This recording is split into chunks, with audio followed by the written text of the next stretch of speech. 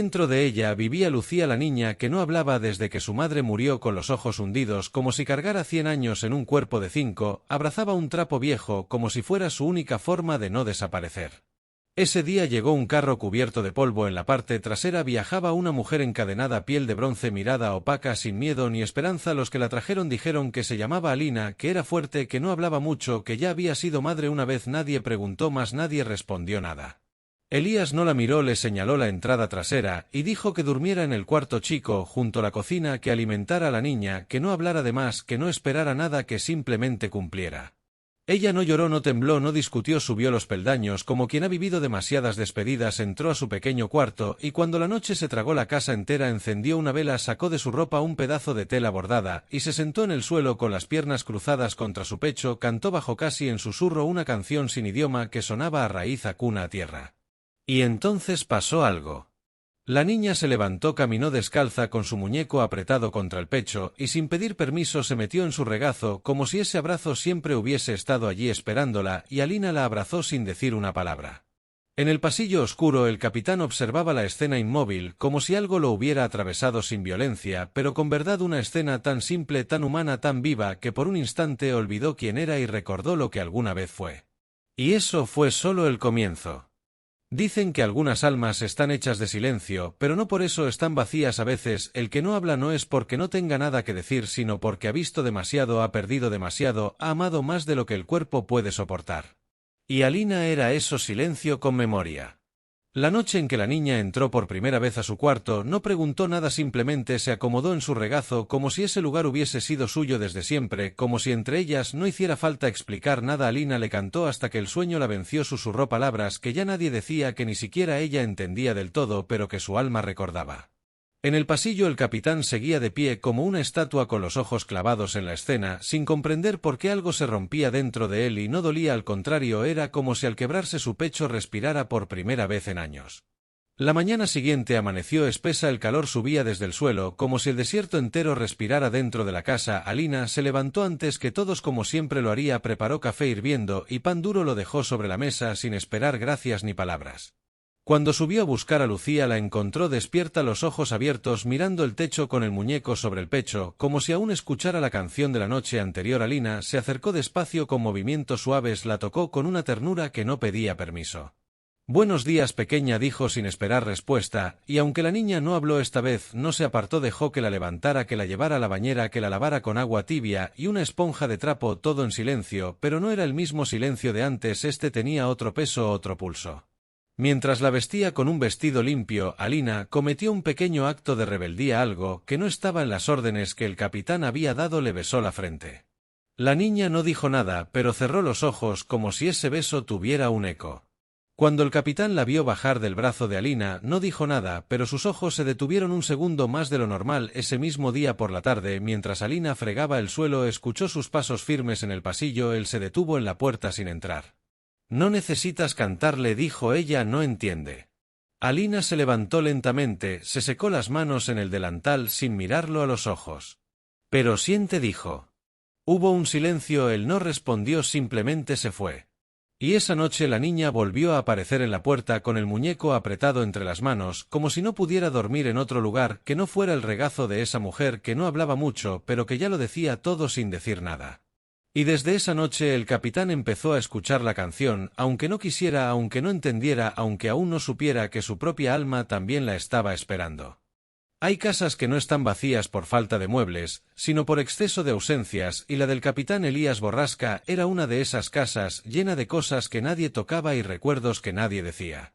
Pero desde que Alina empezó a encender una vela cada noche, el aire cambió, ya no olía solo a polvo y madera vieja, ahora también olía a cosas invisibles, a paz, a ternura, a madre. Lucía dormía mejor desde entonces, su respiración se volvía suave y profunda cuando el cuerpo se rendía en el regazo de Alina, y esa canción que antes era un secreto empezó a convertirse en un ritual, cada noche la misma melodía, la misma vela, el mismo abrazo. Elías no decía nada, pero siempre pasaba por el pasillo, siempre se detenía un instante frente a la puerta entreabierta, no entraba, no hablaba, pero algo lo empujaba hasta allí, como si el cuerpo lo llevara solo. Una mañana Alina se atrevió a colocar una flor seca en el bolsillo del vestido de Lucía, una bugambilia morada recogida detrás del establo, para traerle color a su día. Eso susurró al dejarla allí. La niña la tocó con los dedos y la guardó con cuidado como si supiera que aquello era sagrado. En el desayuno Elías tomó su café en silencio como siempre, pero esa mañana se detuvo antes de salir, dejó la taza sobre la mesa y miró a Alina por primera vez con intención. No fue una mirada larga, fue apenas un segundo, pero ella lo notó y sin decir nada le devolvió el gesto con una leve inclinación de cabeza. Por la tarde la niña pidió algo que jamás había pedido antes: bajar al jardín. Alina la acompañó con el cuidado de quien carga algo frágil. Caminaron entre las piedras, recogieron flores, se sentaron bajo la sombra de un árbol viejo. Allí Alina sacó del bolsillo un pedazo de tela envuelto con esmero.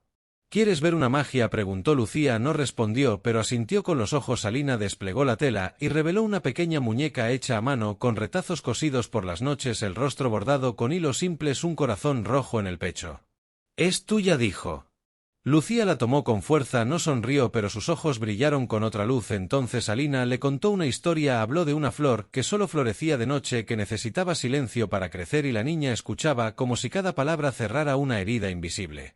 Arriba desde la ventana Elías las observaba, y aunque la escena era pequeña, algo en él se hizo grande, una emoción desconocida, un temblor en el pecho, que no era dolor ni nostalgia, era otra cosa, algo que hacía mucho no sentía o quizás nunca había sentido.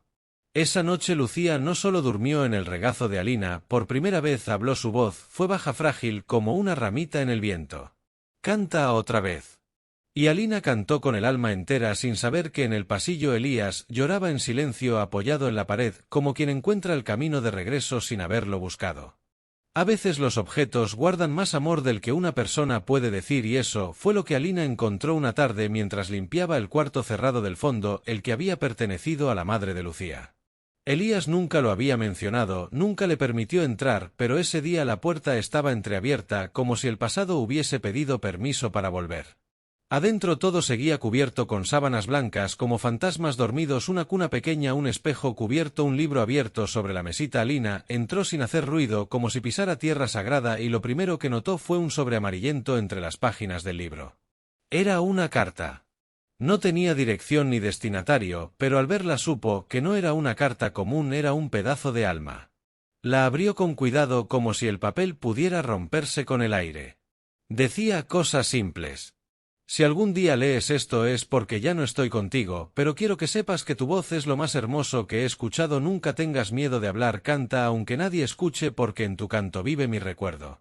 Alina no pudo terminarla de leer, las palabras se le mezclaron con el llanto antiguo, ese que nunca tuvo lugar para salir. Esa noche, cuando la niña se durmió sobre su regazo, le susurró la carta como si fuera un cuento, como si fuera una historia inventada, sin decir que venía de su madre, sin decir que cada palabra estaba escrita para ella. Lucía no dijo nada, solo apretó su muñeca nueva contra el pecho y se quedó dormida con la respiración tranquila, como si cada frase hubiese cerrado una herida invisible. En la oscuridad de la casa Elías volvió a pasar por el pasillo, se detuvo como siempre, pero esta vez entró un paso al cuarto y se apoyó en el marco de la puerta. No dijo nada, solo observó la escena como si no supiera si debía quedarse o irse. Alina levantó la vista, lo miró directo sin miedo, y con la carta doblada en la mano le dijo: «No era mía, era de ella». Elías no respondió, pero bajó la mirada por primera vez desde que ella llegó. Su cuerpo dejó de estar tenso, sus hombros cayeron como si el uniforme invisible que llevaba puesto todos los días por fin se hubiera aflojado. Esa noche no hubo órdenes, no hubo distancia, solo una vela encendida, dos respiraciones sincronizadas y un hombre que desde la puerta observaba cómo se sanaban dos heridas con una sola canción. Y por primera vez en mucho tiempo la casa no se sintió vacía, se sintió viva, se sintió menos cárcel y más promesa, se sintió como algo que podría llamarse hogar, aunque nadie se atreviera todavía a pronunciar esa palabra. Hay hombres que aprenden a matar antes que a abrazar, pero hay miradas que desarman más que una bala, y fue una de esas miradas la que hizo temblar al capitán esa noche, cuando entendió que la mujer que él creía haber comprado nunca le perteneció, que el alma no se encierra ni se obedece, que lo que ella ofrecía no venía de un contrato, sino de una herida que decidió florecer.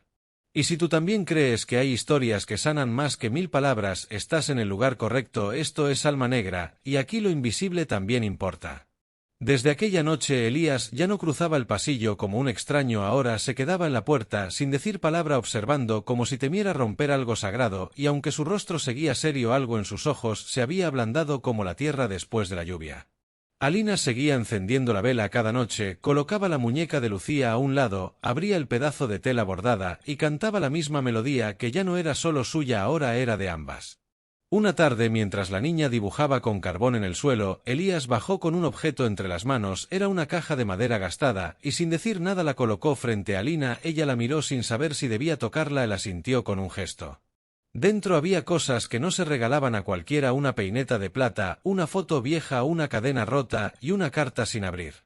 Mi esposa nunca quiso que la leyera, dijo Elías, pero creo que ahora sí. Alina la tomó como si sostuviera una promesa que no era suya, la abrió lentamente y comenzó a leer en voz alta. La letra temblaba, pero sus manos, no la carta. Hablaba de amor, de miedo, de la guerra, de cómo cuidar a una niña que aún no entendía lo que era perder a una madre. Lucía se acercó, se sentó al lado de su padre, por primera vez en mucho tiempo, lo tocó, lo abrazó, lo buscó y él la envolvió sin dudar. Esa noche no hubo vela, no hubo canto, no hubo distancia. Alina cenó en la mesa por primera vez con ellos. Elías sirvió el agua. Lucía se rió apenas, pero se rió como si algo que estaba encerrado en su garganta hubiera decidido salir. Y en ese momento los tres entendieron sin decirlo que ya no estaban sobreviviendo, que algo parecido a la vida les estaba rozando la piel. En el patio las bugambilias caían una a una como bendiciones mudas sobre la tierra que por fin se estaba dejando querer. El cambio llegó sin anunciarse, como todo lo que de verdad importa. No fue una explosión ni una escena dramática, fue apenas una mañana más donde el sol entraba sin permiso por las rendijas de la madera, donde el olor del café recién hecho era distinto y el silencio no pesaba tanto.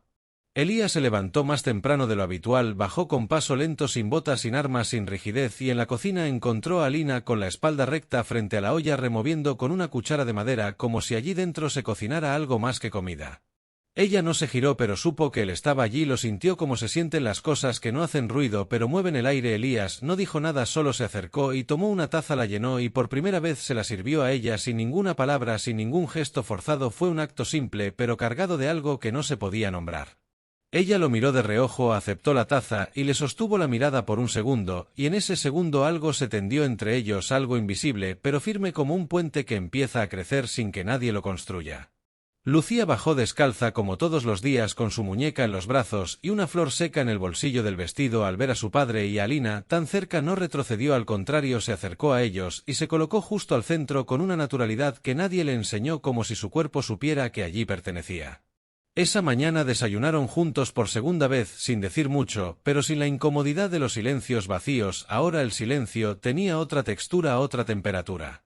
Alina volvió al cuarto de la madre por iniciativa propia, entró como quien visita una tumba, no para llorar sino para cuidar. Sacó las sábanas, limpió con trapo y agua, dejó que el polvo se fuera y con el parte del miedo que aún quedaba en las paredes. Colocó flores secas en una jarra de vidrio, dejó la muñeca bordada en la cuna y cuando terminó se sentó en la cama, miró alrededor y entendió que esa habitación no era un cementerio, era un altar, y que la ausencia de la madre no era enemiga sino parte de lo que unía a los tres. Elías la encontró allí sentado en el umbral, no entró, solo la miró como si por fin comprendiera que había estado huyendo de ese lugar más que protegiéndolo. Ella le habló sin girarse. No es justo que una habitación tenga tanto dolor atrapado. Elías respiró profundo y por primera vez en mucho tiempo dijo algo que no fuera una orden. Tienes razón. Y ese tú tienes razón fue como abrir una grieta en una pared demasiado antigua. Lucía apareció detrás de él con su dibujo de siempre, un sol grande, dos figuras de la mano y una tercera en el centro, todos con sonrisas torpes hechas con carbón. Mira, dijo.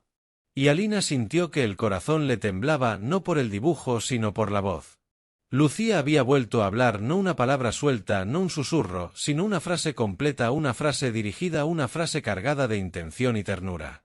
Elías se agachó, la miró a los ojos, como si la viera por primera vez, y le dijo sin tartamudear, sin miedo: «Estoy orgulloso de ti».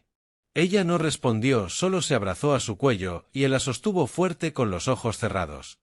Alina bajó la mirada, como si presenciar aquello fuera demasiado íntimo, como si no mereciera ser testigo, pero entonces Elías la miró a ella con una gratitud que no cabía en palabras, y fue en ese cruce de miradas donde se confirmó algo que los dos habían sentido sin decirlo.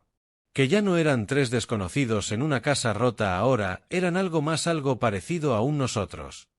Los días siguientes pasaron con una calma que asustaba. El sol era más suave, las noches menos densas, la niña dibujaba más, canturreaba melodías que mezclaban la voz de Alina con recuerdos suyos. Elías se quedaba más en casa, arreglaba cosas que llevaba años ignorando, limpió el establo, reparó la cerca, podó los árboles, como si de pronto entendiera que cuidar la tierra también era una forma de sanar. Una tarde, mientras Alina lavaba ropa en el río cercano, la niña se le acercó con una pregunta inesperada. «Tú también perdiste a alguien, ¿verdad?» Alina no respondió enseguida, solo miró el agua que corría entre sus manos, luego asintió. «Una hija», dijo bajito. Lucía no preguntó más, solo tomó su mano y la sostuvo como si con ese gesto pudiera decir: «Lo siento, te entiendo, no estás sola». Cuando regresaron a casa, Elías ya había comenzado a pintar las paredes, algo que jamás había hecho. No era un color brillante, era un blanco limpio, como si quisiera empezar de nuevo, sin borrar lo que hubo, pero sin seguir viviendo en ruinas. Ese día comieron juntos al aire libre bajo el árbol viejo, donde Lucía había recibido su primera muñeca hecha por Alina. Alina les preparó un pan especial con hierbas y Elías contó una historia de la guerra, una historia sin gloria, solo verdad, una historia que lo humanizaba. Y cuando cayó la noche, la niña pidió que los tres durmieran en la misma habitación. Solo por una vez, dijo, como si supiera que a veces el cuerpo necesita sentir cerca a quienes ama. Elías colocó una colchoneta junto a la cama de Alina, Lucía en el centro con su muñeca y el pedazo de tela bordada entre las manos. Alina cantó muy bajito esa noche, más bajito que nunca, casi como un pensamiento apenas audible, como una oración que no busca respuesta. Y en la oscuridad de la casa, sin velas, sin miedo, sin palabras, un hombre, una mujer y una niña respiraron al mismo ritmo, como si por fin la casa entera exhalara. Como si el eco por fin tuviera respuesta.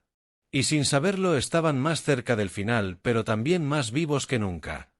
La casa, que antes era un lugar donde el silencio dolía, ahora respiraba con un latido nuevo. El aire estaba cargado de memoria, pero también de esperanza. Elías se sentó en el porche mirando el horizonte donde el sol comenzaba a caer y los colores se mezclaban como un cuadro que nadie sabía que existía hasta ese momento. Alina llegó con Lucía en brazos. La niña tenía los ojos brillantes con esa luz que solo da la inocencia cuando ha aprendido a enfrentar la tormenta sin miedo.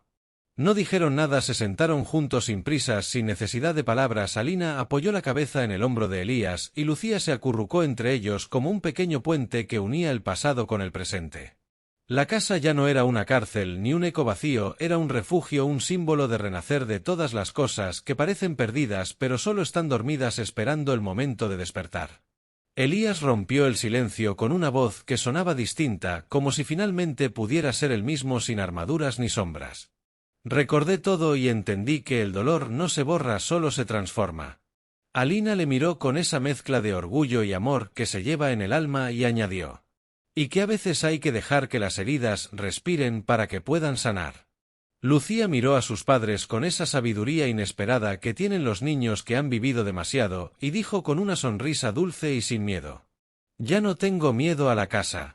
En ese instante todo cambió, y no porque algo mágico ocurriera, sino porque los tres se dieron cuenta de que el miedo era solo una sombra que desaparece cuando la luz entra de verdad. La noche los encontró juntos en el porche, viendo las estrellas una a una, como si cada una fuera un secreto guardado por el universo, un susurro para quienes saben escuchar. Elías contó historias de su infancia, de su madre, de un amor perdido y encontrado. Alina habló de sus sueños de perdonar sin olvidar, de vivir sin huir, y Lucía cantó una canción que había inventado mezclando palabras que nadie entendía, pero que hacían vibrar el corazón. Y mientras cantaba el viento pareció llevarse todo el dolor, todo lo que no podía decirse en voz alta, y la casa dejó de ser un lugar para convertirse en un hogar. Cuando por fin se fueron a dormir, la niña pidió algo simple y profundo: quiero que este momento dure para siempre. Elías la abrazó fuerte y susurró: lo hará mientras lo recordemos. Y en esa noche, sin sombras ni ecos, la casa guardó su secreto más preciado, la capacidad de renacer de las cenizas, de ser más que paredes, más que recuerdos, más que miedo. Al día siguiente, Elías, Alina y Lucía comenzaron a pintar las paredes con colores que parecían robados al sol, al viento y a la tierra. Pintaron flores grandes y pequeñas, pájaros en vuelo y árboles que crecían hacia el cielo, como si quisieran tocar el infinito. Cada brochazo era una promesa de vida, cada trazo un paso hacia adelante. Pasaron los meses y la casa se llenó de risas, de pasos que corrían por el pasillo, de aromas de comida recién hecha, de canciones y cuentos, de noches compartidas bajo mantas suaves y cálidas. La historia de la casa sin eco no terminó con un final triste ni con un adiós definitivo, terminó con un nuevo comienzo, con la certeza de que el amor puede reconstruir lo que la guerra rompió y que las heridas, aunque profundas, pueden sanar si las abrazamos con paciencia y valentía. Elías ya no era solo un hombre cansado de la vida, sino un padre que aprendió a amar sin miedo. Alina no era solo una mujer marcada por el dolor, sino una madre que tejía un futuro con hilos de esperanza, y Lucía no era solo una niña con miedo, sino una luz que iluminaba todo a su alrededor. Y así la casa sin eco se convirtió en la casa del sonido, del latido, del abrazo, del reencuentro. Y tú que has escuchado esta historia, recuerda que todos llevamos una casa dentro que a veces se llena de ecos que duelen, pero también de silencios que sanan. Que no hay heridas que el tiempo no pueda transformar, ni oscuridades que la luz no pueda atravesar. Si esta historia tocó algo en tu corazón, suscríbete a Alma Negra y acompáñanos cada semana con relatos que desafían el miedo, que abrazan la verdad y que te invitan a descubrir que en las sombras también hay luz. Comparte este vídeo para que más personas sepan que nunca están solas, que el dolor puede ser un camino hacia la vida y que juntos podemos construir hogares donde el eco no sea ausencia sino presencia. Porque en Alma Negra creemos que las historias son el puente que une almas y que cada voz merece ser escuchada. Gracias por estar aquí, por ser parte de esta historia, por abrir tu corazón y recordar que después de la tormenta siempre llega la calma. Hasta el próximo relato, donde la oscuridad se vuelve luz y donde cada eco encuentra su voz.